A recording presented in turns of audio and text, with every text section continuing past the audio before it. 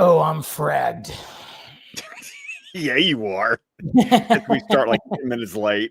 Dude. I know. Can I get a witness? I can't believe you stole my joke. I know. I think yeah. Man, it's so funny because now I'm already wanting to dive into some of this. I know. What this is a good episode. Such a good episode. It's a really good episode. Do not read the blurb on HBO Max because it totally spoils the twist. That is the thing, because last week when I looked at it, I think we talked about, or I don't know if I don't think I spoiled. We hinted at it. But I wish I didn't. I wish I didn't see that, because my God, I was like, oh man, how much better would this have been? Because you don't know what once the episode got started, I was like, oh yeah, this like it was one of those that was like popped it. Yeah, it just popped. Like, oh yeah, this episode. I remember this episode. Yeah, I remember this one too, because the Babs heavy stuff, and then I remember certain details where I was like, oh yeah. It's just like one of those like, this is a good episode. This is not going to be one of those ones where one of us is like, and the other one's, let me convince you. It's not one of those. No, I think we're going to both kind of feel pretty similar when it comes to this one right here. Okay, I want to start off with something. I want to call back to last week. Okay. Did you notice anything different about the episode? That's right. Yes, the animation is cleaner. Right, and why is that? Because now they're using like the more 3D computer model. Using digital painting. Yes, right. Digital painting. There it is. Because the colors. Did you notice the colors this week? Yeah. Everything pops. Right. You know, so it's all it's vibrant, it's brighter, it's slicker.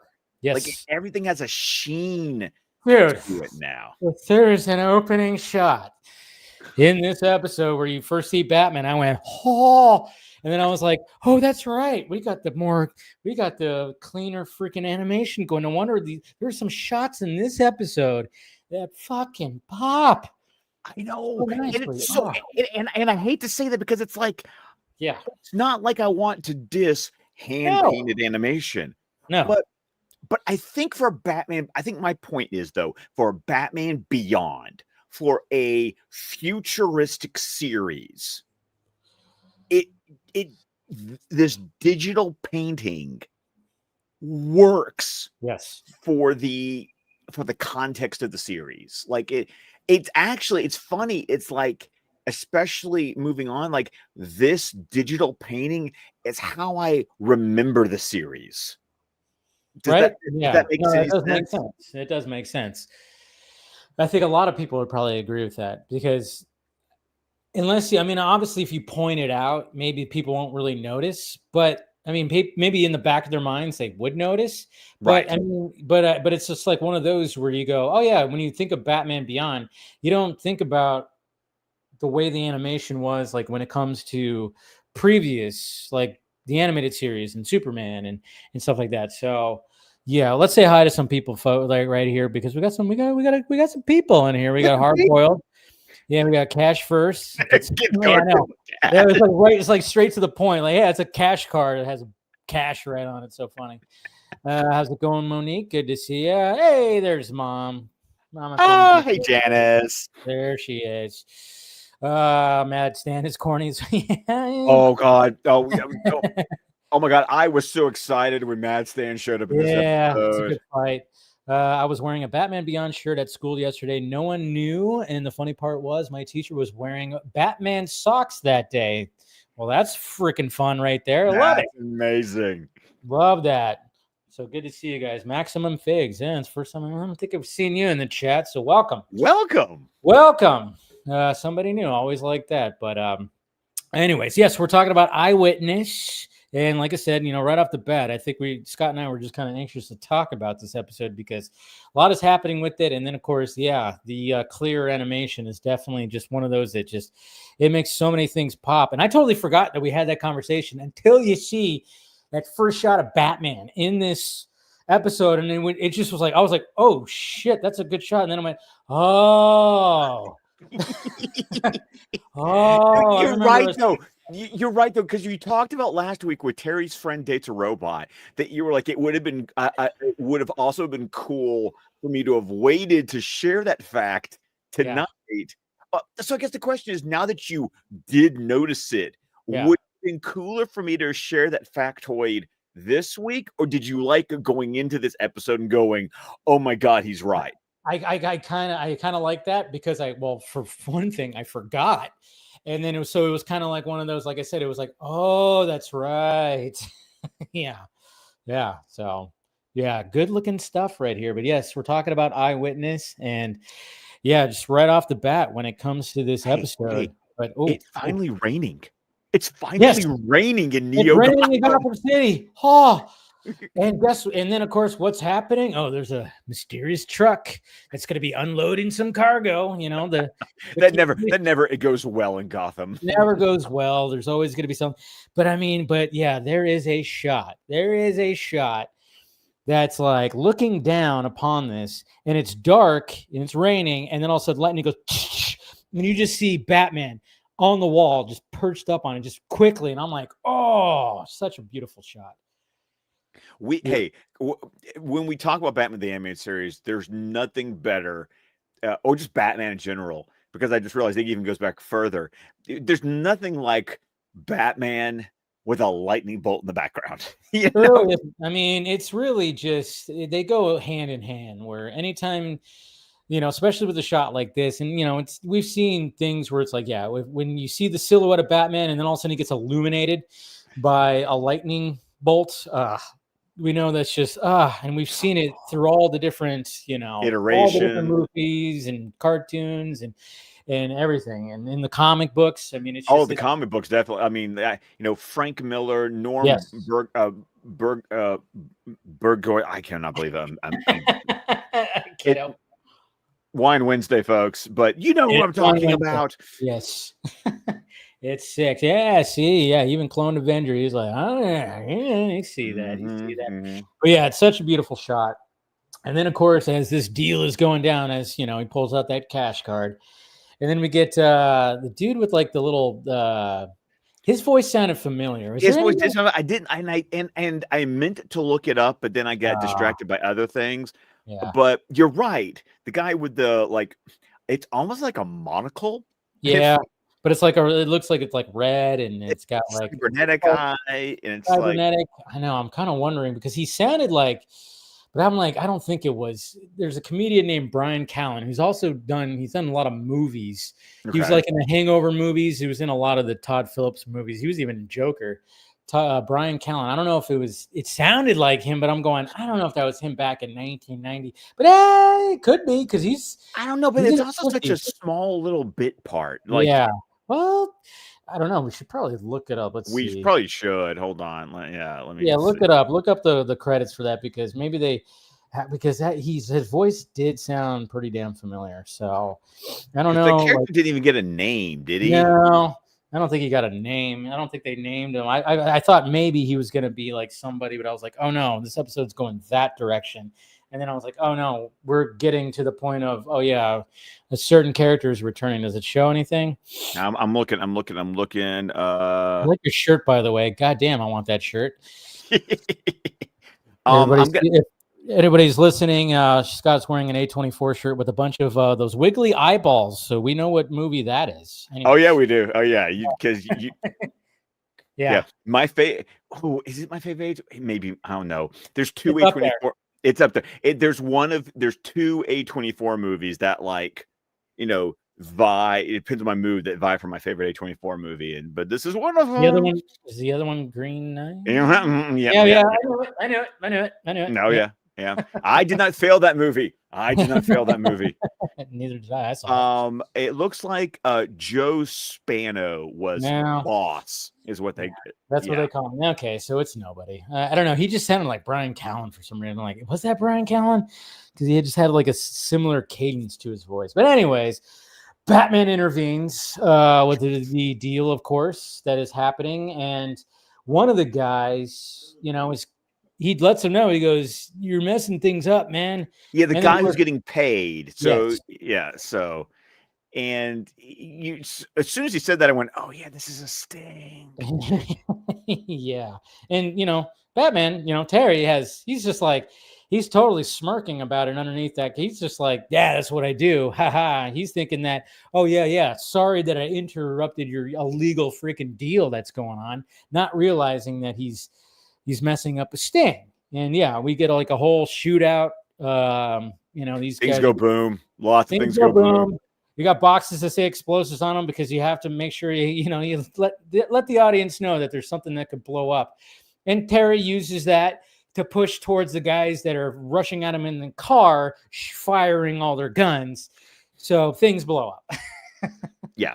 And they get away too. Like that's part of that's kind of part of what makes Barbara like really pissed at him. It's a good little reveal too, because all the cops show up. Truck. Yeah, and then all of a sudden it's like dun dun, and then you see the silhouette of Babs, and then she hear her voice, and then she walks in, and it's just like, uh-oh, you fucked up. Essentially, she just came in and said, "Are you kidding me? What are we doing here?" And then of course, it was a whole sting operation. And then we get a nice little scene. We cut to Wayne Manor, and we get a nice little scene with Barbara and Bruce. And they have like a little moment of tea, because apparently, I guess, Barbara, she knows how to make her tea.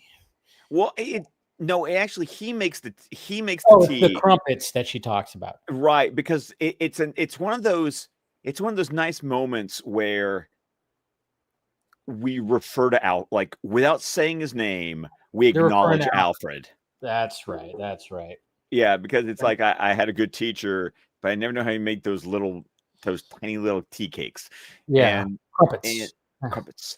And I like that, because I think, and the chat can correct me if I'm wrong, but I think this is the first time that there's been any like passing acknowledgement there hasn't of Alfred. As far as I could tell, there has not been any Alfred references in the 27 episodes that we've talked about now. This might be the first, or the 26 prior. Right, the previous 26 episodes. Yeah. I think this is the first time that they make any kind of nod about Alfred, because they still don't mention his name. No. So it's like he. And of course, we're all sitting there going, we know what you're talking about. Tea and crumpets kind of makes sense. So, so we get a nice little moment. And, and then, of course, Barbara's not too happy, obviously. And so they have like a little, she's got a little anger towards, talking about his past record about juvie and everything. And, of course, Bruce is like, yes, I know. He knows. And Bruce knows. I mean, like, do you not think that Bruce knows all this stuff? It's like, of course he does, But it's really funny though that the only thing that made me, if I'm going to be nitpicky, the only thing that made me go is Barbara bringing this up now. Yeah, like it's like Barbara. I feel like Barbara would have already have quote checked up on him, because back in season 1, she tries to first it's about trying to dissuade him from being Batman. It's like, kid, really, you don't want to do this. Like, we've all gone down this path. It's like, we don't talk about Dick. And yeah, but thank you, Eric. Didn't Terry call Max Alfred? That one, remember? Oh, yes. Yeah, when he goes like at the end of that one episode, I forgot which episode it was, but he said, I'd call you Alfred or something like that. He does call her Alfred. So that is right. Because it was at the end of her full appearance kind of episode, and it was the one where she said, don't call me Robin. Yes, and he said, Alfred. I'll call you Alfred. Yes, okay. So that's the only time that there's ever been like an acknowledgement. But this was kind of cool because it was Bruce and Barbara acknowledging. Right, people who actually like knew Alfred. Yes, like Terry could make that joke, but Terry still never actually got to No, we only assume that he's heard just a bunch of stories.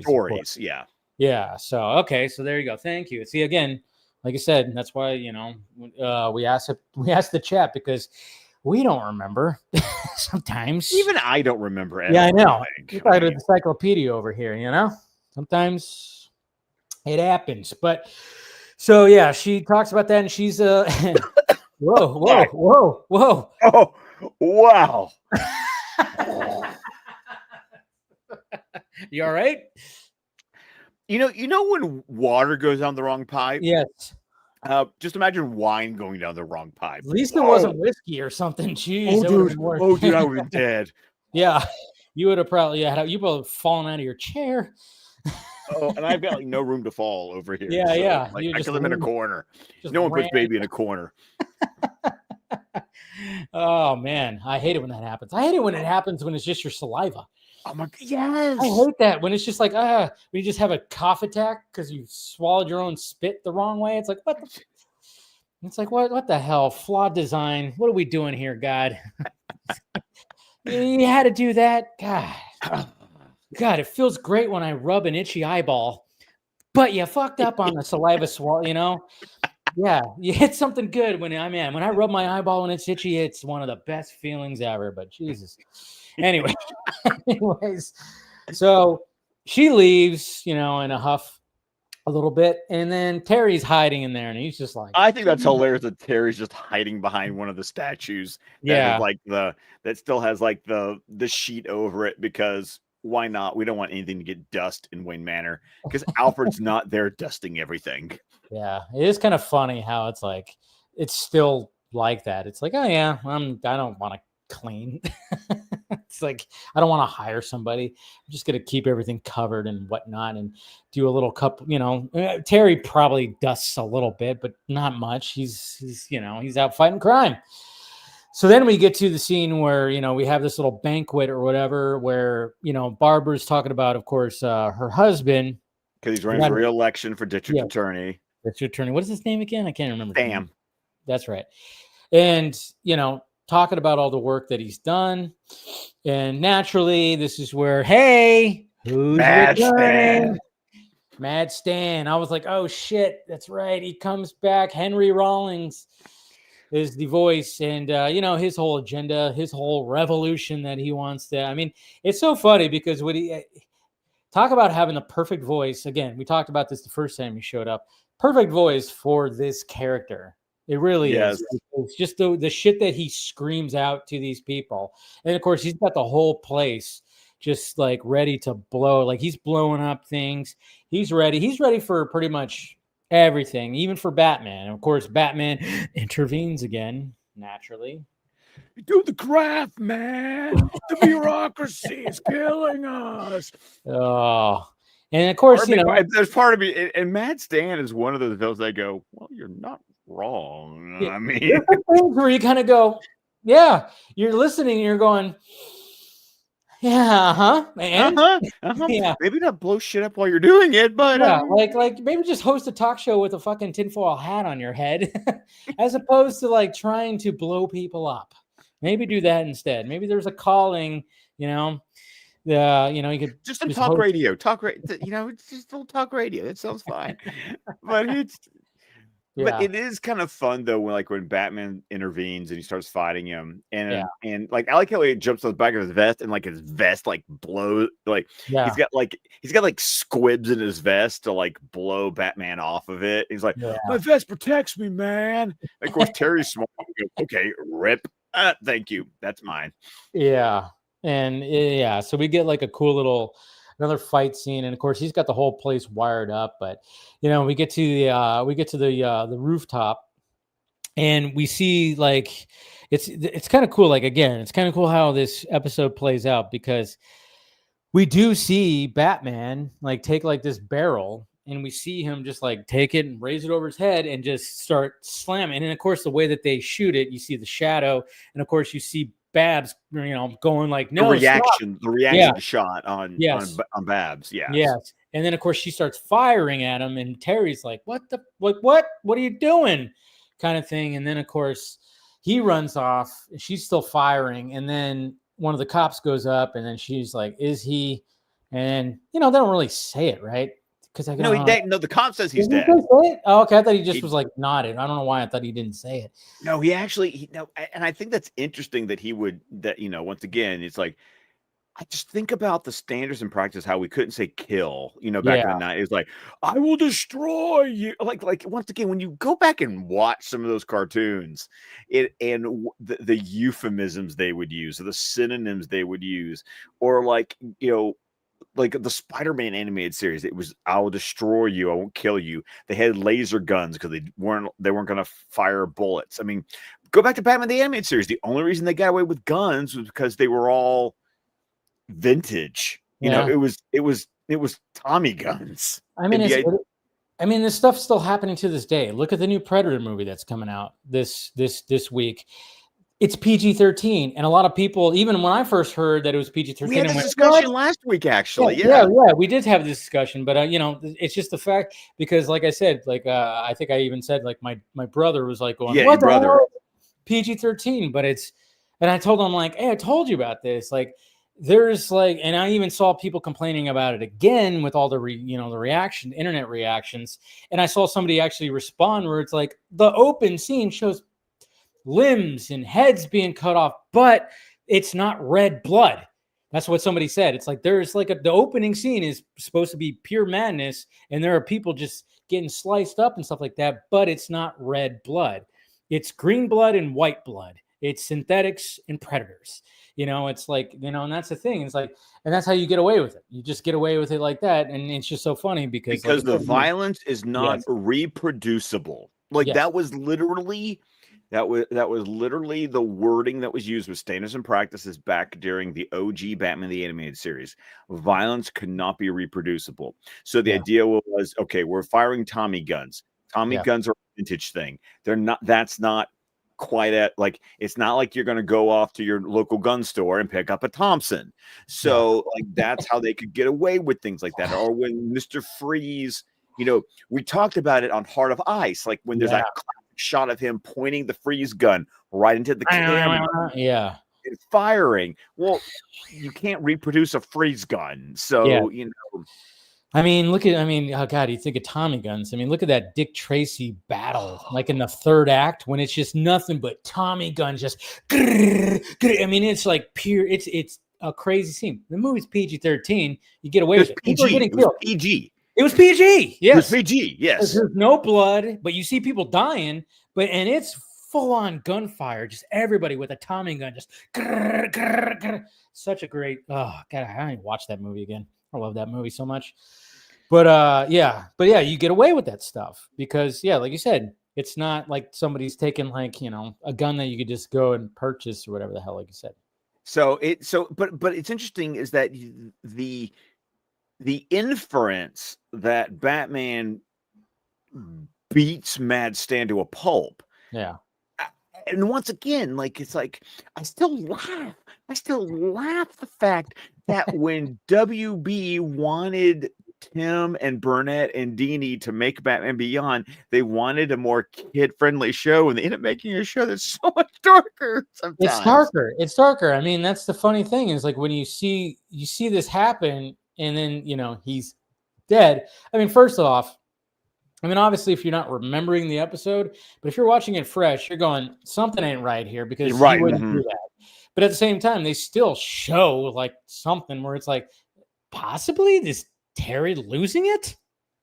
You know, right? Like, yeah. Is he just going off the rails right here? I mean, they do a great job. If you're watching this super fresh, you're really getting it like your Babs. You're really getting Babs POV of this thing. It's very true. You're getting that, and then of course we cut to where Terry shows up to his house or to his apartment to, you know, and the cops are there. He like peeks down the hall and they're there talking to his mom, and he's just like, uh-oh. So he of course books it out of there. And then of course we get, you know, that's just a real quick scene because it's like, what the hell? Why do they want me? And then we get Barbara in the Batcave, and she's just flat out going. That scene between Barbara and Bruce in the Batcave, it was so, like, the shadows. This was one of those scenes where, like, the digital painting, like the blues and the purples in this scene was so cool. And she's there with her trench coat on, and I like how Bruce, like, if you expose Terry's secret, you expose my secret, and by that way, you're going to expose your secret. And she says, I don't care. She's just like flat out, you know what? She's not caring about doing it, But I love that retort from Bruce, who's like, if you do that, guess what? Mutually assured destruction. Like we all get outed. Yeah. So it's not just him, but but she does not care, and she just walks up those. Okay, you know what this episode kind of reminded me of a little bit? It was kind of giving me Over the Edge vibes. Yeah, I can see that. That's because because that one when James Gordon is going after the Bat family. Yeah. And it's like, and he's going after everybody. And because the illusion, spoiler alert, of Terry killing Mad Stan kind of reminds me at the end of the episode where Bruce goes, it doesn't matter anymore. And he just takes out Bane, at the end of that episode. There were some vibes there that I felt like the two episodes shared. No, there is. Yeah, I could totally see that. And then, of course, Terry calls Bruce. He's over with Max. I love how Max is just like, she just shows up in every episode because, she's just a recurring character. But yeah, he's over at her house, and then he's explaining, he's like, yeah, you got to help me because cops are at my house and blah, blah, blah. And he was like, yeah, Barbara's still here. And, he's just like, what are you talking about? I just elbowed him. I didn't kill him, kind of thing. It was like, I just elbowed him. What do we? And that's initially. And then, of course, Bruce is automatically going, I believe you. I love that Bruce is like, no, I believe you. Something fucking weird is going on here. He's not flat. Yeah. And I also like how he's like, tell me where you are. And Terry's like, okay, trust goes both ways. It's like, yeah, exactly. Tell me where you are. I'm at Max's. Okay. Yeah, but you're right. I love Bruce. As we talked about the way that Bruce and Terry's relationship, especially in season 2, has developed. I really like the fact that Bruce is like, even when Barbara's like coming at him, I saw this, that, and Bruce is like, it's almost like I'm sure you thought you saw it, but this is bullshit. Bruce is in a difficult spot because he's talking to an old friend, an old partner, crime fighter. Multiple sense of the word. Yes. Well, yeah, which there could be if you look into a lot of things. But and then of course he's talking about, he trusts both Barbara and Terry.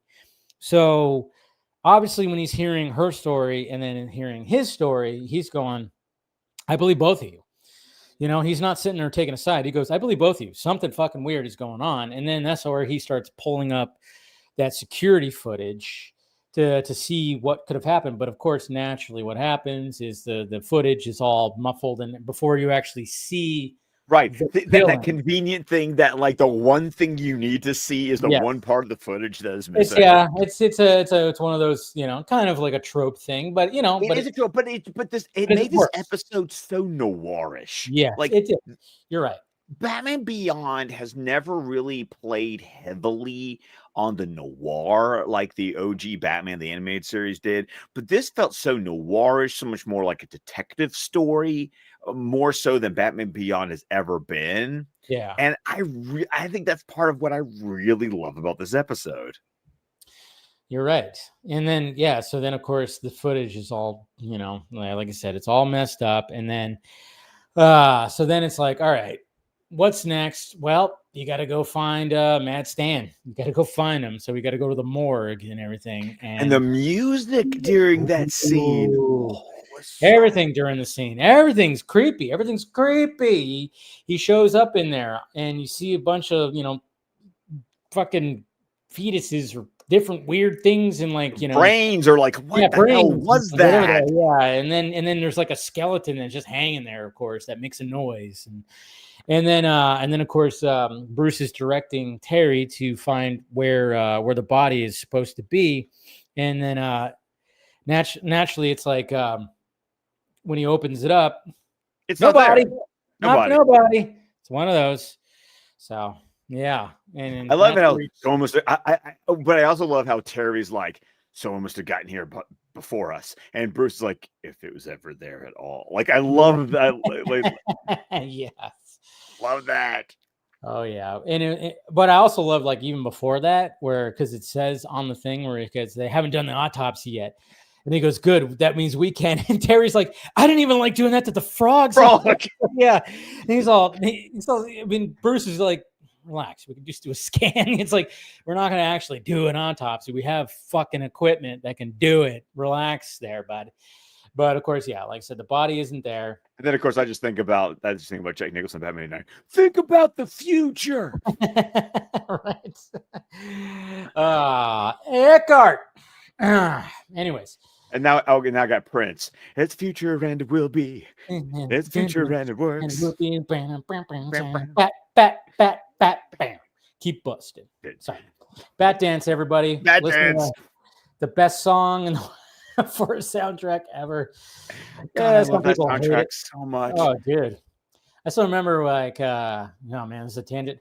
But I remember like when they had the video. The music video, yes. They had the radio edit, which was shorter, obviously, because the song's like 10 minutes long.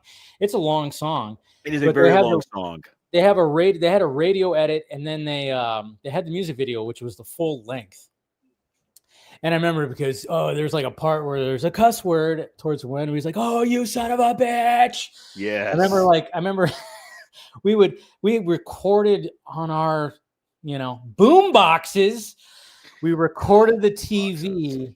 Yes, we recorded the TV to get the long version because that wasn't on the radio. And for some reason, we didn't just buy the cassette tape. I think eventually my parents bought me the cassette tape, but like my mom made us censor that part where we had to like record over it. Censorship back then. Mama film junkie. Love you, Mom. Of course, because obviously she was a good mother. That's what it is. It's like the thing. That's the thing. How old was I? Fucking 7, 6. You were 6 because I was 7. Yes, I was 6. So of course, naturally, I'm not gonna be listening to a song that says, "Oh, you son of a bitch." So she was like, "Nope, we are censoring that." And she did it where she hit record where there's blank sound during that sound. I was like, but I hated it as a kid, of course. I was like, why? Anyways, that was just a little memory. You're a parent and you're doing these things, and yeah, I have had lots of moral quandaries with my wife when she wants to complain about stuff with her. So I'm like, and it's going, yeah, I was watching RoboCop in the 3rd grade, so I don't really have room to talk. That's the thing. That was my mom's thing. Meanwhile, like a year later, I'm watching Predator with my dad. It's like. And then Terminator 2 came out. I know. Yeah. And that thing was just loaded with F-bombs. And yeah. So I mean, it was just it's like one of those things. There was that was the difference between mom and dad. It's like, my dad, when she was gone, she was out with like, hanging out with friends, doing some things. My dad, my brother, and I, my dad was like, "What do you guys want to watch?" And he didn't care. He would just always tell me, "Hey, this scene's graphic. Cover your eyes if you want to." And then, of course, if there was any nudity, which there really wasn't in those movies. No, there wasn't. Except for the first Terminator. Except for the first Terminator had a sex scene. So you saw some boobies. But that was it. But we didn't kind of artfully done, not going to lie. Because, I mean, it was meant to be there to, of course, create the paradox. Right. That is John Connor. So, there's... I love it when I talk about this. There's Mom. Yeah, I knew she was. I was waiting for her. But I was like, but I wonder, Mom, if you remember doing that with the Bat Dance song where you're like, "Nope, we got to censor that." Meanwhile, Dad was like, "Hey, you want to watch Aliens?" Which had, holy fucking Christ, man, it's over, man. It's over, man. It's over. Game over, man. But, so funny. But hey, it's just it's what it is. We turned out great. You have to have that balance. You do. Balance. So going back to the episode. Good mother, good father. I had both. I had a great dad and I have a great dad and I have a great mom. So and I turned out. Watch your chance there, buddy. I know. Yeah, but like I said, and if it wasn't for that, hey, I wouldn't be doing this right now, right? There you go. So it's interesting because we watch the alarm get pulled. Yes. I think it's interesting because Terry thinks he did something, but that's your first indication of no, there's somebody like there's legit somebody there. Yeah. And of course, we know what's going on now. Yeah. We know that somebody pulled that lever. He's just like going, "Oh my God, I think I tripped something." And of course, he's getting out of there. And of course, when he gets to the rooftop, you know, the cops are waiting for him. Like they're already there. They had him there. And then this is where you get the line, "Oh, I'm fragged." I'm like, there's a new saying when it comes to the Batman Beyond universe. "Oh, I'm fragged." Yeah, which is funny because it is that kind of reminds me of, I always loved science. I am someone who enjoyed science fiction coming up with alternate cuss words so you could say things where we all knew what you meant when you said that. Yeah. Because obviously he's saying, "Oh, I'm fucked." You know, right. You know, because it was you know, I remember on Farscape it was Frel. Yeah, I remember you talking about that before. Yeah, yeah, and on Battlestar Galactica, it was frack. Yeah. So you knew exactly.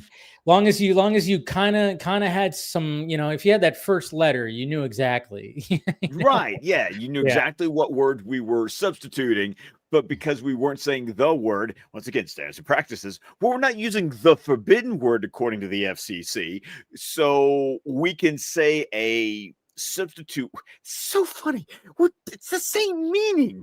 It's like we've invented a new word that means exactly what this other word means. Yeah. But because it's not the word, we can get away with it. It's exactly. I know. So ridiculous.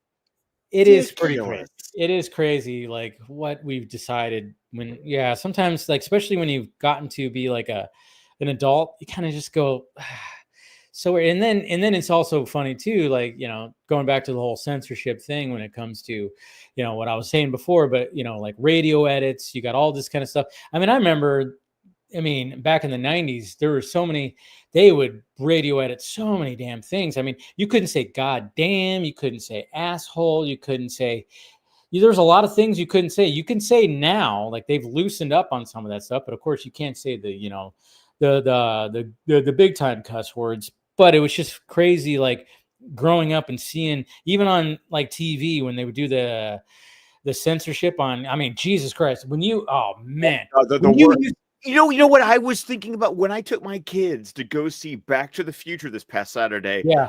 I'm sitting there remembering all those really awkward, censored versions of those words that they would do on TV. They would censor Jesus Christ when you would use the Christ, you know, the Lord's name in vain, like "God damn it" or "Jesus Christ." And I was remembering even watching that because I remember, like, for instance, when Marty, when the Libyans are there and he goes, "Holy!" I remember the way they censored that. They went, "Holy!"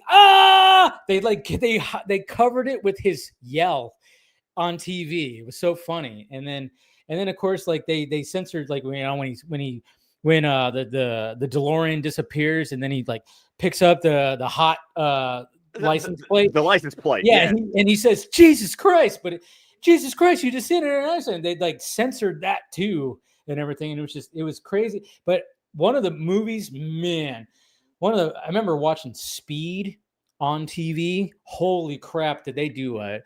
The people who did the voiceover to censor those words should have won an Oscar.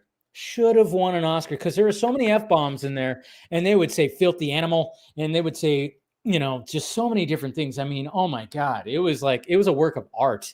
If I could find a copy of how they did all that. TV edit. Yeah, the TV edit for Speed. I just remember that being just like, I remember just laughing, going, "Oh my God, the way that they're censoring this." And I think that's like a lost art now. Now they just kind of just bleep it out, not bleep it, but they just turn the volume down and then it's like the word just kind of like dips out. Like they've lost the art of substituting it with something else. Yes. Yeah. I mean, but that was like a work of art when it came to watching. I don't even watch TV where they would censor it. Like I'm just like, yeah. Man, we should bring that back though. Oh man. God, I still remember the program you're about to watch has been edited for content and to fit in the time allotted. Yeah. So anyway, he's on the rooftop and that happens. And then of course, they lose him. They lose Batman because, you know, he does that whole, camouflage thing. Yeah. Which we always say that he should do more often. And then naturally Babs knows. She goes, "Can I get a UV sweep of the area?" Yep. And I was like, "Ooh, look! She knows. She knows. She knows the technology. She knows how that's. Yeah. And then, of course, we get the light, the little spotlight that is a UV ray, and then all of a sudden, bam! There he is. But then, good on Terry. He just hijacks a freaking police vehicle and flies off. And then, of course, I love how she puts on a trace, and Bruce is like, "Ditch the car as soon as you can." Yeah, it's like, there's a tracking device on there. You need to ditch that. And he goes, "You're over Old Town. There's the Majestic Theater. Find the tunnel." But then, guess who also knows about that? I know, right? This is what's so good about this episode. It's just the fact that it's like you're again, Bruce is like going, he's trying to figure this out while trying not to get, his protege, in prison, but he's also like, "Hey, I know, I get it. You are seeing something's happening, Babs. I know it. But we have to figure this out." And he's trying to help it all along. But at the same time, she is always like, she knows all the tricks. She knows Barbara is completely capable in this episode because it's like, I love it too. Because she's always like almost like a step ahead. Well, because she's like, "Oh, you're going that direction? Oh, there's that old tunnel we used to use." It's that kind of thing. And I love it when they show up and she goes, "What took you so long?" I was like, "Oh, good line. Good line." Especially the way Stalker Channing delivers it. Yeah. Like, "What took you so long?" And it was like, "Oh man, good job." And then of course, but by the way, Terry using that move where he boomerangs the batarang off the wall to knock out, he deflects it off the wall and then it comes back and knocks out all their guns. Yes. And then he uses that and then of course the cops behind him start firing. Of course, it's like, you do have realized there are cops in front of you. Yeah, like, hello, dummies. Friendly fire much? Okay. I know. Which gives Terry time to get back into the Majestic. Yes. And of course, this is when Bruce is doing his clickety clack, Enhance. It's CSI. Yes. Zoom in. But I love it how it doesn't give it away. Yeah. With what he's looking at. You just see a shadowy figure. And then finally, we start, and this is where we're gonna start jumping in on this because it's just cool. It's a cool little reveal right here. And come on, HBO Max. There we go. Load back up. My computer again. One of the things that's so. What happens when Paramount buys Warner Brothers? Oh God! Is it gonna be like the Paramount Max Plus? I don't know. I don't know what's gonna happen with it. I don't know. There's been some weird reports about that. There was some really weird reports. Yeah. Lately, I'm going, I don't know what's going on with this, but we're supposed to find out in a few weeks. But here we go.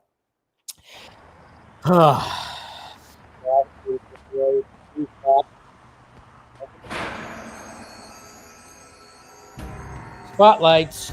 Yeah. Shooting. I was curious that Barbara is shooting at him. It's like, I know. He's just like, I don't care. Yes. And then it's me. I still love the oversized headset. Yeah.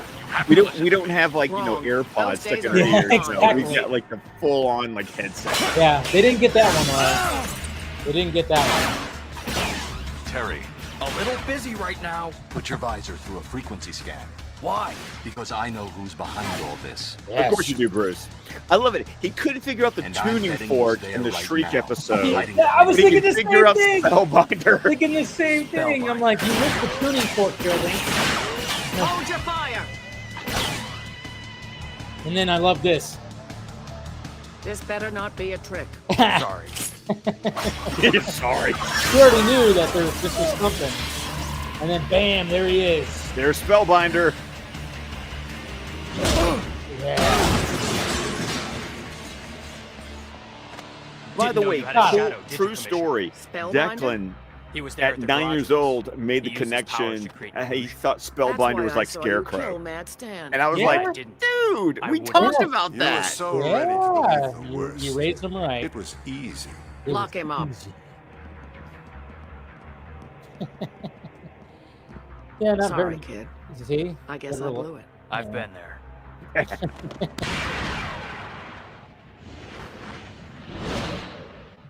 Yeah, it's not a crazy ending, not a crazy action ending, but it's So still the a very commissioner good called ending. And her then of course we got personally the and says she just wanted to award me with a student service medal. So now I'm in like Shui City with my mom. Shui City. I Taking love me out to that. celebrate. That's nice. But good on You know, Barbara for this really would've making been a it good bad with his scene. mom. If Yeah, you hadn't sure. believed in me, Old news. By the way, have you heard about your so-called victim? Mad Stan, did they finally find him? Oh, I love it. It was yes. like, we're not going to be sentimental about this. Finally, an end to the bureaucratic By the way, this nightmare. works for you today, Dave. Listen to his rant. He connects with you. No more graft. No more payoffs. No more, No more jury duty! Seriously, right? And by the way, I And love there he this. is in a holographic bottle. I love the callback to Hooked Up. Yes. Because back in Spellbinder. episode 8 of this season, because we're on episode 14, Yeah. you know, back in episode 8, that was the Spellbinder Exactly. plot, was those VR bubbles. And I love the fact that he still had the technology, and that's how he kept Mad Stan occupied. Was, I'm going to stick him in one of these bubbles that, you know, 6 episodes ago we showed that I have the technology for. Yeah. And then that satisfies what he wants to do right there, like blowing up City Hall and everything. But yeah, what Scott was talking about is I had jury duty today, guys. Yeah, that was Oh, I forgot. fun. We talked about that before we were. Yeah, we live. did. Sorry. That's why I'm wearing like a Henley and not a graphic tee today, because usually I'm wearing some kind of graphic t-shirt, but I was like, well, I'll not wear a graphic tee, because even though I want to get dismissed, which I did after over 3 hours of sitting there, you know, you still want to be like, it's a civil duty, it's part of, you know, it's the You just want to show off your pecs. That's all. yeah, that too. I wanted to look good. You never know, who's there, Anyways, the last time I did, it's kind of funny because, I mean, anyway, we're done with the episode, but I just was going to say like this right here. It's like so obviously I moved to this new spot, and thankfully so it was kind of funny because when I got the summons, I'm like, ah, shit. And then I thought I had to go to, because, if anybody knows, like California, there's San Bernardino County and there's Riverside County when it comes to Southern California. Big counties. And so like when I used to live in San Bernardino County and when I had to go to jury duty, it was always a madhouse. So San Bernardino County is huge. It is right next to LA County, and it's probably almost as big. It's not like, it's not a metro, but it's big. So when you went there, it's pure madness, and you're probably going to get dismissed because there's so many goddamn people. Riverside County, same thing. And I went to if you go to actually Riverside City and go to that, go to that courthouse and whatever the hell, there's a lot of people. But there's also there's other different parts. And I actually got chosen to be a juror. Have you ever been chosen to be a juror? Okay, this is a funny story. Okay. I have Totally only been summoned once in my entire life. Crazy. And I got out of it because I was in college at the time. And I couldn't do jury duty because I had class. So I contacted the courthouse and said, listen, I'm a student. I can't miss class for jury duty. And I got dismissed. I have never been summoned since. My wife, on the other hand, has been summoned like 3 times. That's crazy. It's so crazy. And it also is funny because like my dad talks about the one time he got dismissed from a jury because he told the story. Like they always ask the questions like, because, the prosecutors and the defense attorneys are always asking you questions because they're trying to figure out whether they want to strike you or not. And my dad tells a story about, we got robbed when I was 5 years old, and we came home while the burglar was still in our house. Wow. Jesus. My mom walked into the house and interrupted the burglar while my dad and my sister and I were still in our car parking. And we heard my mom scream, and my dad said, stay in the car, and ran in to find out what was going on. Well, the guy ended up jumping through our front window with a VCR and went running down the street, and my dad chased him. So of course the prosecutor is asking questions. He was like, okay, has anyone ever been robbed? Hands up. Has anyone ever gotten their stuff back? Hands up. And so the guy walks up to my dad and goes, so, okay, I'm curious. So did you go to the police department? Did you file a police report? He said, oh, no, I chased the bastard down the street. And he dropped the VCR. And the defense attorney went, Yeah. strike. Yeah. No, there's yeah. It was funny because like, you know, I've been to like the big ones, and the one that I had to go to, because where the area I'm living in now is a smaller area. And 6 years ago, when I was also living in a similar area, this was like 3 places ago, I actually got chosen to be part of the jury. Like I got picked, and I went, fuck. I was like, because I don't know, for some reason I could have gotten out of it, because it was a case that had to do with, it was like 2 roommates, one pulled a gun out, fired it, blah blah blah. It was like one of those. So they asked the question, you know, how do you feel about the Second Amendment kind of thing? And people got at when they said that they are heavily against it or heavily for it. And I'm kind of like, I'm not either or, because I'm not like a big gun nut, nor do I think that people shouldn't have guns. So I was like in between, and I probably should have went, oh no, I should have taken a side, because then I would have gotten out of it. But because one of them would have gotten rid of you. Yes. But I answered honestly, because I just felt like, I'm doing this. I don't know. For some reason, my conscience was like, no, just answer honestly. And I did. And then I got picked, and I went, fuck. But at the same time, it was kind of like, I kind of appreciate that experience, because you see it on TV, you see it in movies. And when you actually do it, it's a weird feeling when you're sitting. Heather got a murder 1 trial. I didn't get a murder. This was just pulling a gun and firing and threatening.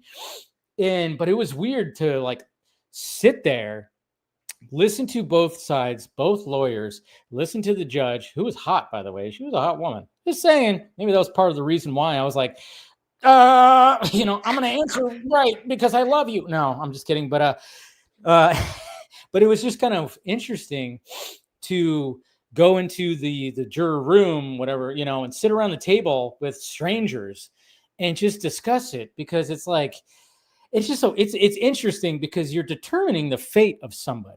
Yes. And it's very interesting, and you have to have a unanimous vote. Like everybody has to agree on the verdict, and it's very interesting. And it took a couple of hours when we were all just discussing, and I mean, it's an interesting experience, but it also felt a little weird that I'm like, did we get it right? I'm like, I remember it was kind of cool, because it was like the whole thing ended on a Friday. It was like noon. We got the verdict. We did all that and everything like that. And then, of course, it was like, all right, now I'm on to my weekend, which felt kind of nice. But then I'm going, did we get that right? I'm like walking out going, was that right? Have you seen 12 Angry Men? A long time ago in like English class. Okay. Yeah. Like the OG one with like Henry Fonda. Yeah, the black and white one. Yeah. Because I've also seen like they did a TV remake with Jack Lemmon and like a whole new cast. Yeah. But it's just it's very interesting how like when you actually see the inner workings of that, and you're just like going, man, I don't know, like to determine the fate of somebody. But at the same time, I mean, it's not like we just were like, oh, let's get out of here. Let's just, he's guilty. Well, it's a really great, I think it's a really cool system. And then like I said, like when I know jury duty sucks, because it's a lot of like, it interrupts your schedule. It could do, but if you get chosen, take the experience, because I actually was like, oh, I got chosen. And as much as I was like, I was like, well, let's see how this is. And then it was just very interesting to see that inner working of it. And like, it's not like TV. It's not like TV. Not like TV at all. No, it's longer and it's not as, but today I was very thankful that I just sat in the jury room for like 3 hours, listening to a podcast, scrolling through my tweets. And then they were like, they did a roll call. It was so funny because they did a roll call. First, they like, you get there, you check in. And of course, you're sitting there, you're looking around, and everybody's just on their phone and whatnot. And then, of course, they tell you all this stuff. They show you a video like, oh, what you're doing is like the greatest thing in the world, and whatever the fuck. And then, of course, they dismissed us for like a half hour, like, yeah, go get some breakfast or whatever. I just, I was like, I'm not going to sit here. I went and got a coffee because if I'm going to sit here, I need some coffee. I've been up since 4 o'clock in the morning. And I came back and then they did like a roll call thing, and I'm going, oh, fuck. So they're doing the roll call thing. Then they're going to dismiss us for lunch. Then we're going to have to do because I remember the last time I was at, because I was telling my friend, I went, when I was telling her in jury duty, she goes, oh yeah, when I go to a jury duty, it's craziness. I'm like, yeah, you go to San Bernardino County. There's so many people, but you are most likely to get dismissed because there's so many freaking people. I'm in a smaller one where I'm most likely, this is where I got chosen. And she goes, oh yeah, good point. But then when they did the roll call, they did all that. And then all of a sudden, you guys are dismissed. And everybody collectively was like, ah. And that's what's so funny though, because I'm going like, that's what's so weird about the system. It's like, nobody really wants to be here and do this because everybody was just relieved that like, and then they go, you're good. You're not going to get a summons for at least a year and blah, blah, blah. And it's such a weird feeling. And I don't know. It's also, I will tell you, I would recommend on Netflix checking out The Lincoln Lawyer. Oh yeah. I saw the Matthew McConaughey movie. Right. Same thing. But it's a series. But it's a series because they're based on the novels by Michael Connelly, who also does Bosch. Because Lincoln Lawyer exists in the books. Lincoln Lawyer is in the Bosch universe. Yeah. And they have and on the Netflix series, they have an entire episode of the first season devoted to how jury selection works from a lawyer's perspective. Yeah, it's very interesting. It is like I said, when I went through that one, this was like 6 years ago. When you get both lawyers and they like ask the questions, it is, and I think that's why there was just something about it where I was like, I'm just gonna answer honestly. I don't know. There's something about this where I'm not gonna just bullshit my way out of this. And I answered honestly, and I got picked. And I'm like, it was just very interesting, that whole process. I'm glad I experienced it. It ended up being like, just an experience. But at the same time, I'm like, man, it's such a weird thing. But then when it came to this, I was like, fuck, because of course it happens this week where I have a deadline at work. I have a deadline at work where I'm like, and it has to be the day where we're doing our stream. Yes, it's the long Wednesday, and I had the fact that I had the deadline. Because I called last night and it said you have to report at 9:30, and I went, well, it's 9:30. I might as well just get 4 hours in before I have to go because it's only 20 minutes away. I could do 5 to 9, in which I did. I woke up at like 4:15, 4:10, whatever the fuck it was. Got the thing that I needed to get done at work, and then of course I had a little meeting, and then my boss was like, "Oh yeah, you have jury duty. Yeah, you're fine. Go ahead. We'll, we pay you for it. You're good." So I'm going to get paid for those 4 hours I was out of work, which is good. But at the same time, it's been a long day, guys. It's been a long day. I was just thinking about this. I always think back to my Squadcast days. Tim and I would always do like our update of our lives thing at the beginning of the episode. And I remember people would bitch about it. Like you get the snarky little like iTunes comment reviewers who talk about, they talk about themselves for like 15 minutes. It's like, yeah, because people give a shit. Yeah, we're real people here, guys. Yeah, but I always love it how we do the opposite. We always at least make sure that we talk about the episode, and then we talk about crap about our lives at the end of the episode. Yeah, I mean, we realize. I mean, even Scott doesn't show up on the Vodka stream all the time. He was on last week, which is great. We had great conversations and everything like that. But sometimes Scott and I are just catching up, just doing our thing. So that was my day. I worked, but the best part was I worked at 10 to 7 today, so I got to sleep in, and you had time to do this off, and so I'm not having to wake up in 4 hours. So it's basically great. I'm just doing this to I'm trying to get a full hour here. We're almost there. We're almost a full hour. Okay. It's so funny because this episode was so great, but there was a lot of action, a lot of things that moved so quickly that we got through it really quickly. And normally when we get through an episode really quickly, just because the episode's not that good. Yeah. It's like you just want to. This episode, it's it either means that we go really short or we go really long because we tangent a lot or we really like making fun of it. Yeah. You know, But just filling that hour. But Really anyways, episode Batman Beyond. It's a good one. But It's a do good not read the synopsis on HBO Max or it's going to completely ruin the twist. I mean, yeah, that's they the thing. completely call out Spellbinder in the synopsis, and it's like And see, y'all are ruining it. Damn it! You know what I just did right now? Oh, you looked at next week's Of episode course already? I did, and they have it right there. Anyways, it's called Final Cut. That's next week. Oh, that's my job. But you took away my. I know. I have sorry, one sorry. job at the end of each stream. Oh, no, to you tell don't you have what one job. You have so many jobs here. You have correcting true. me. You have true. voices. You have knowledge. You have so many jobs. But I know I did take away that little spot where I go, what's okay? What episode are we watching next What week, episode do Scott? we have next week, Scott? Final Cut, Dave. And I just looked at the thumbnail. I'm like, why is it sometimes HBO Max doesn't give you anything and then they give you everything? Everything. Yeah, and this one gives you it's a returning character. I'm like, God damn. It's a good returning character, though. Good return character, yes. Yes, a very good returning character. And even the thumbnail looks that I might use that for our thumbnail. A thumbnail? Okay. It's a really good thumbnail. So if I could find that one, it's a really good thumbnail. I'm like, oh, it's like what's going to happen with that? So if you look at HBO Max, you'll see what we're talking about. And, Max being the key word because, yeah. Anyways, so next week we got Final Cut. And how many more till we get back to Superman? Not too many, huh? Do you want me to spoil it? We can. Okay. After we watch Final Cut, we go back to Superman. I was about to say, we're pretty close, right? Oh no, it's the next week. We watch Final Cut.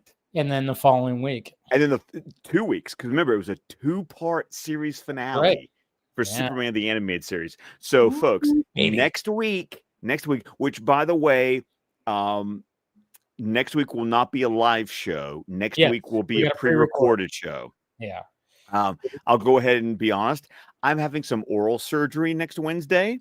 So I'm going to be A, in pain, and B, drugged out of my mind on Wednesday. I say we should still do it. You. Yeah, you just be like, whatever. Nah, it's oral surgery. I'll be there going, I'm not even going to be eating solid food for 3 days. You're like sipping on a smoothie. Pretty much. Yeah. Yes. All drugged up. We'll have your wife in there like feeding you. Yeah. No, she's going to be out of town. Oh, fuck. She's going to be in freaking Pittsburgh. Oh, wow. Yeah. And the boys are going to be here. My parents are going to help. They're going to help because I can't drive myself. Yeah, you can't drive anywhere. You're going to be drugged up. You're going to be, yeah. My mom was already like pre-buying all the yogurt that I want because I'm going to be drinking smoothies and being like, electrolyte water and smoothies so I can at least get some kind of protein while I am drugged out of my mind. That's funny. Yeah, so it'll be a pre-recorded show. I'll premiere it during the normal time. So if anybody wants to do still the live chat stuff, I'll be in the live chat. And I will not be on the live chat. Yeah, he will not be on the live chat. He'll be passed out. That doesn't mean like, because Thanksgiving's the last week, right? Yes. So we won't be doing the season finale on Thanksgiving weekend. It'll be, we will actually, hold on. Let me look at this. Look at this. Next week. Yes. We will be. The week, the Wednesday before Thanksgiving, we will do the final episode of Superman the Animated Series. And then, right before the Thanksgiving weekend. Sweet. And I'll have that day off too. So I'll probably have a good Wednesday finally. Because we should honor the end of Superman the Animated Series that way. Yes, that's right. Right before the long weekend, and I plan on taking that. I already was telling my boss. I'm like, because he was already telling us like, hey, put in your stuff. I know everybody's going to want to take more with Thanksgiving, so just let me know. So I'm going to be taking that Wednesday off. So I'll be good. I think everything will hopefully run smoothly because Jesus Christ, my Wednesday lately have just been a pain in the ass. Luckily, though, when it came to the members only stream, I messed up again when I posted it and didn't notify the actual members. And then I redid it. And then all of a sudden you guys came in and you guys were there. And I was like, sweet, because it wasn't just me talking to myself or talking to just one person, Eric, which is, appreciate Eric because he's always on top of it. He was like, oh, I knew, but nobody else got the notification. I'm like, and then I resent it. And then everybody showed up, the normal members. Thank you guys. And we had a good time when it came to the members only stream. But yeah, I'll just make sure I got to double check to hit all members. That's what I got to hit when I post it. Hey, because normally when I post a video, it would just send a notification to people who have the notification bell on. Yeah. Mm-hmm. Yeah. Me being one of them. I'm there. Yeah. But when I do members, I have to, when I do it live, I have to put it unlisted because I can't just. It's a public. It's for members only. Yes. Yeah. It's for members only, and sadly, when it comes to StreamYard, you can't just do this is just going to strictly go to the members when you send it. So you have to make it unlisted, and then I have to post it to make sure that they get notified. And that's where I keep messing up on. So, but we fixed it. Anyways, Dave, it's called a sticky note. Probably should start doing those, more. Yeah, but all right, guys. So yeah, next week we'll be watching Final Cut. And hopefully you guys will be here in the chat. I'll be in the chat. It'll be pre-recorded, but we'll still be premiered at the same bat time, same bat channel. So anyways, what do you got, Scott? Anything to promote? Yeah. So of course you can follow me on X. Scott. The wine is kicking in. Scott DC27 on X, on Vero, Scott McClellan, on Letterboxd, Scott McClellan, Scott DC27. Now, I have not yet posted my full review for Begonia, but if you all watched the vodka stream, you heard a really good discussion about how much Dave and I and other people in the chat who had watched it loved it. I just haven't. I still haven't figured out a way to put into words what I love about this movie. But yeah, it's one of those movies, man. I tell you, one of those movies. But also, so be tapped in for this coming week because I hinted at it, I believe, on the vodka stream. But for those of you in the stream, there are 5 movies coming out this weekend that I want to see. And I already have tickets for 3 of them. But because of my A-list reservations, I have to watch movies before I can reserve more movies.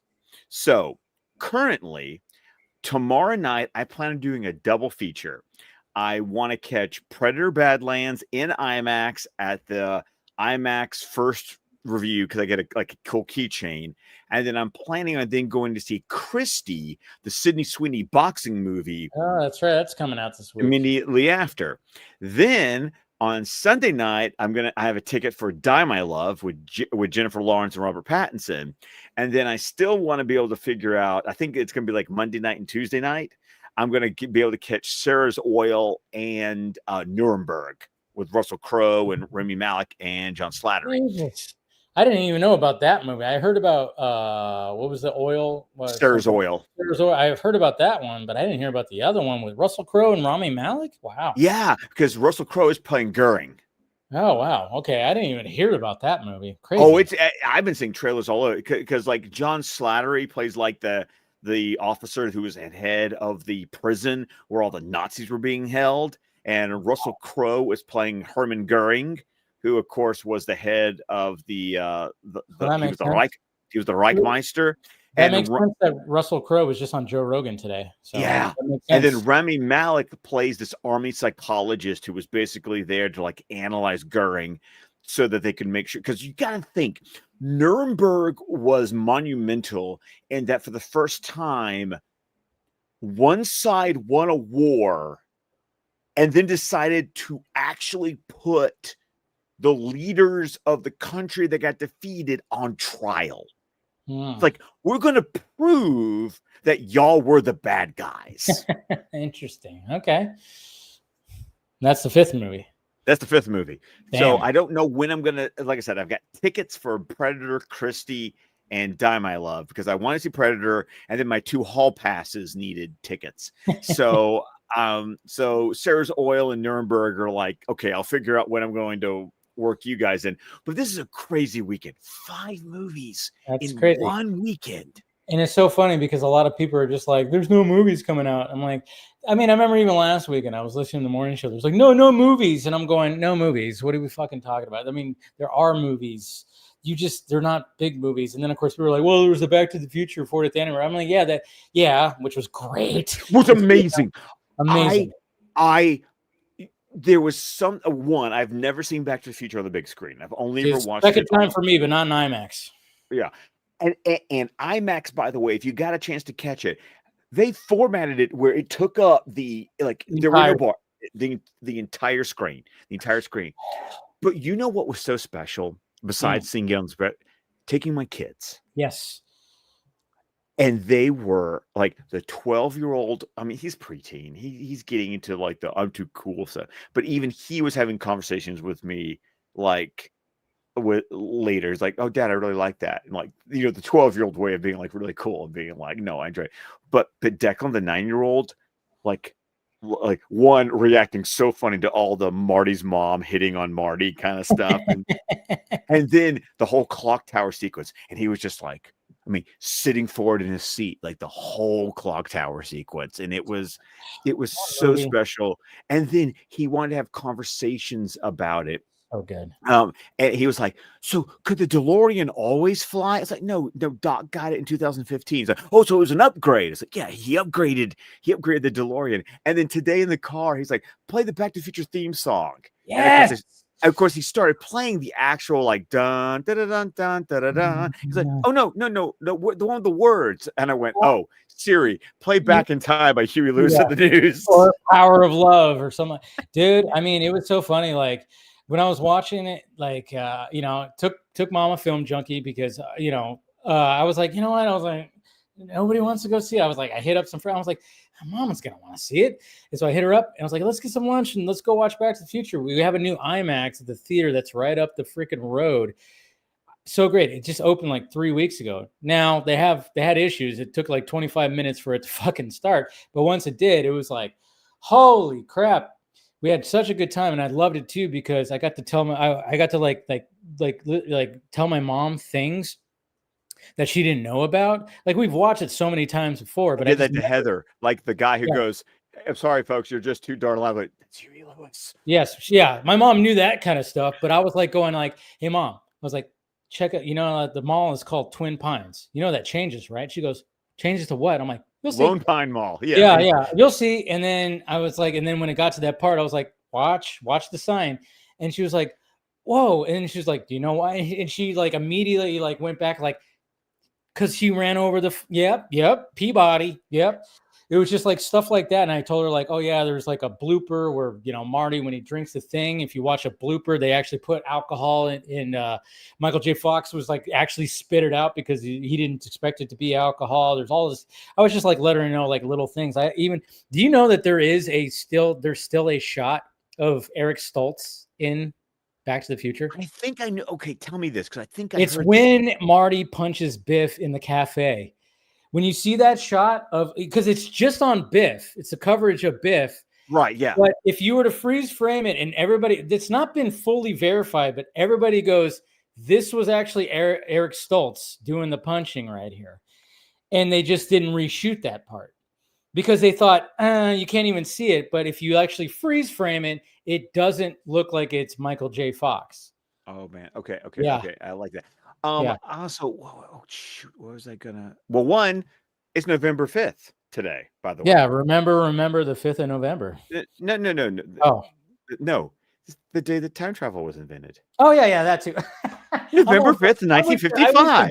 I went to V for Vendetta. We're talking about Back to the Future, and I went to V for Vendetta. Jesus Christ. It's November 5th, the day I invented time travel. Time travel, yeah, I know. I was staying on my toilet, hanging a clock. The porcelain was wet. I slept. You got that beautiful freaking box. The gift set. Oh, God. Dude, your tweet took off. Everybody was like commenting on that. And you actually get the drawing too, right? You get the draw. Oh, but the envelope with all the you get the letter that Doc writes Marty, and you even get a movie poster for Jaws 19, and you get everything in there. Yeah, I know. You're the license. You get a legit license plate. That's so freaking that box set is so freaking cool. But yeah, I mean everybody was commenting on Okay, that. here's a conversation I want to have with you. I know we're at the end and we're going Yeah, it's long, fine. but guys, come on, We're shooting the shit. You're shooting shit at this point. Okay. Is this a Mandela effect? Okay. Or when I was growing up, I remembered when the DeLorean flies into the screen and you get the dun dun dun dun. And I remember there being the dun dun dun dun dun dun. I remember there being to be continued. But when I saw, but then that never jived with me because I remember they made Back to the Future and they never intended to make sequels. Like it was going to be a one and done movie with a fun little tease at the end. Because when I saw the movie on Saturday, they didn't have it. It didn't have it, and it just smashes to the credits and starts playing Huey Lewis on the news. Dun, dun, dun, dun, dun, dun. Yeah, no. On VHS, did they go back? Did they go back later? I think they did. I don't think they. I think when they released it in theaters, they didn't have intentions. But when it got released on video, and because it did so well in the theaters, they're like because I remember specifically, it said to be continued because when it came to Back to the Future Part 2, it says to be concluded. Yes. So that's not a Mandela effect. I hope not, because if that's the case, we're both suffering through that Mandela effect. because I liked seeing it in the theater and it just smash cutting to the credits because that's what you would have seen back in 1985. Yeah. No, I think they added that with a home video, if I remember correctly. After they knew they were making part 2. Yes. Yeah, and then of because course, remember they filmed part 2 and part 3 simultaneously because they came out in 1989 and 1990. Yeah, because you got a teaser of part 3. Yeah. Part 2, yeah. So no, yeah. I totally didn't even think about that, but yeah, I think that was a home video thing because they knew like, oh yeah, we're making more, so let's just because back in the day. A VHS tape came out like you didn't get it like the same year. Like you got it like 6 months later, 7 months, 8 months. You got it because it was in the theater for a long time. Right? Yeah. So, it wasn't 45 days and it was on streaming or something. No. It was out there for a bit. I wonder how long that movie was out. It probably was in there for a bit, but no, it's just one of those movies where I mean, I think I teared up a little bit when I was hearing the music. Like when he like, damn, I'm late for school. And I'm like, oh my God, this movie's so great. And then when you hear the Back to the Future score for the first time, it's like, I love the fact that we're all laughing at the same. We know the jokes are coming, and we're all still laughing at the same jokes. Me and my mom are laughing. We're chuckling at and just. I wish the only thing I wish is like because it was Sunday during the day, there wasn't like so many people. Oh no, I went Saturday at 2 o'clock. You saw it with a bunch of people, huh? Bunch of people. Yeah. So you had you had a crazy good time. Yeah. Oh, people dressed up. There was a kid in the vest, and everyone was like the life preserver. Yes. No, like when I saw the 25th anniversary when they re-released it, that was the first time I saw it in theaters. I went to me and my friends. One of my friends dressed up entirely like Marty. He had the preserver and everything. And yeah, it was a packed house, and everybody was laughing. Everybody was like belting out the lines. Everybody was like cheering. I wish we could have gotten that, but it was Sunday. It's a newer theater. It wasn't like, but me and my mom still had a great time like watching it. She was like, I really enjoyed that. I was like, yes, it was just, and the sound was so crisp. The sound was so loud in that IMAX. It was like, it looked good. And it looked good for a movie from 1985. It was good. It looked so crisp. It looked like it was made today. It was so cool. Here's the thing. I hate to be the old man, but I'm gonna be the old man. This reminded me when I took my dad a couple of years ago for Father's Day to see the Fathom event where they re-released Raiders of the Lost Ark. Yeah. And I remember watching Raiders of the Lost Ark, and I had the exact same feeling watching Back to the Future on the big screen, going, "Damn, they just don't make movies like this anymore." They really don't. That's the sad fact. And I was thinking about that too when I was watching, and I'm like, they just don't make these. And I think me and my mom were having a conversation. We were driving home. I'm like, it's a perfect adventure blockbuster movie that you just don't really see anymore. Like the 80s were perfect for that. Yes. I mean, yeah, you could rip it apart and with, some certain things. Yes, you could do that. But why? But why would you do that? It flows so well and everything just works for what it needs to do. And it's just, oh man, it's just so, and it's got drama. It's got humor. Comedy. It's got music. Yes. I still love it. Chuck, it's your cousin, Marvin Berry. You know that new sound you're looking for? Listen to this. Yeah. It's just like, man. And then when like I said, like if anybody that go back and see like some of the deleted scenes and how they crafted some of those scenes. You know something that I caught? How many times have I watched this movie? You know something I caught? Hair dryer? No, not the hair dryer. Okay. This is what I caught this time.